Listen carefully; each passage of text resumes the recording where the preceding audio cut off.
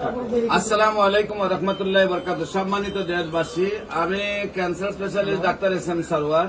আপনারা জানেন যে সারা ওয়ার্ল্ডের ডাক্তারদের একই বক্তব্য যে ক্যান্সার হলে আনসার নেই, ক্যান্সার হলে আমরা সাময়িকভাবে চিকিৎসা দিয়ে থাকি, একসময় ক্যান্সারের মৃত্যু হয়, এটাই মেনে নিতে হবে। বিশেষ করে আপনাদের সামনে পরিচয় করে দিচ্ছি যে একজন ক্যান্সার রোগী, আপনার কি হয়, আপনার তো স্ত্রী, ক্যান্সার রোগীর হাজবেন্ড মাত্র 1 মাস আমার কাছে চিকিৎসা হয়েছে। আমরা তার কাছ থেকে বিস্তারিত জানবো যে উনি অ্যালোপ্যাথিক চিকিৎসা করতে করতে প্রায় 20 লক্ষ টাকার ঊর্ধ্বে খরচ করেও ওনার একেবারে পেটটা এমন অবস্থায় গেছে যে পেট ফাটে ফাটে অবস্থা, কোন চিকিৎসা যখন নাই তখন ঠিক উনি আমার কাছে আসছেন। কিভাবে চিকিৎসা হয়েছে, কিভাবে আমরা সুস্থ হয়েছেন, আমরা ওনার কাছ থেকে একটু জানবো। আপনার নাম? আমার নাম হুমায়ুন কবির। আপনার পিতার নাম? ডাক্তার আজিজুল হক। আপনার বাবা ছিলেন ডাক্তার? ডাক্তার ছিলেন।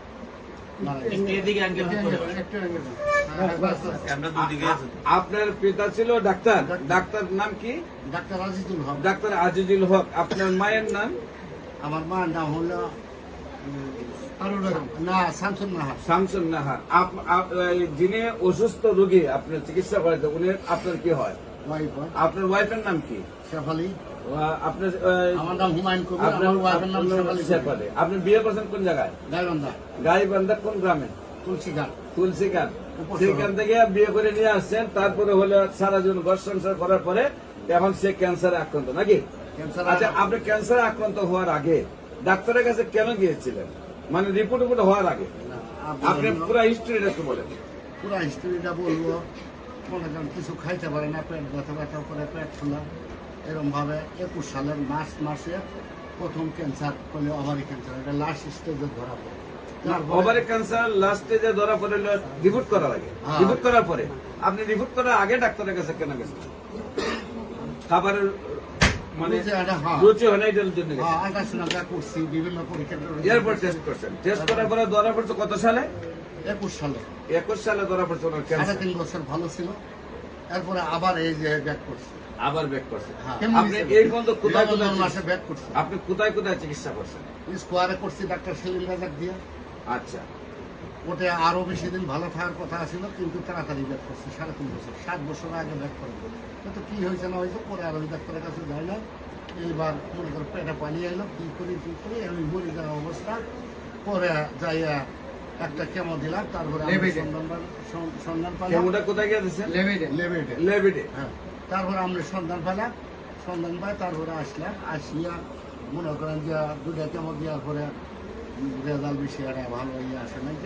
পরে মাঝখানে আমরা ওষুধটা খাওয়াইয়া মনে করেন আল্লাহ কিভাবে কি হয়েছে মানে প্রথম আপনি 21 সালে ক্যান্সার আক্রান্ত হয়েছে, চিকিৎসা করে সুস্থ হয়েছে। 3.5 বছর ভালো, 3.5 বছর সুস্থ হয়েছেন। 3.5 বছর সুস্থতার আগে যে আপনি চিকিৎসা করেছেন, কত টাকা খরচ গেছিল আপনার? হয়তো প্রায় 18-20 লাখ টাকা। প্রায় 18-20 লাখ টাকা খরচ করে সুস্থ হওয়ার পরে আবার রোগটা 3 বছর পরে ব্যাক করছে। ব্যাক করার পরে আবার আপনি গেছেন, কেমো দিয়েছেন। কেমো 2টা দেওয়ার পরে কোনো রেজাল্ট আপনি পান না, তারপরে আসছেন আমার কাছে। একটা দেওয়ার পরে আপনার কাছে আসছেন, তারপরে ওষুধ দিচ্ছেন। ওষুধ কতদিন নিয়েছেন আমার কাছ থেকে? 1 মাস। অনলি 1 মাস।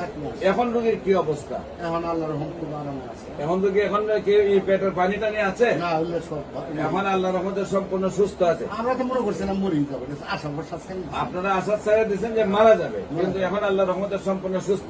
আপনি ঢাকা কোথায় থাকেন? গ্রামের বাড়িতে। আপনি কি বাসায় আছি?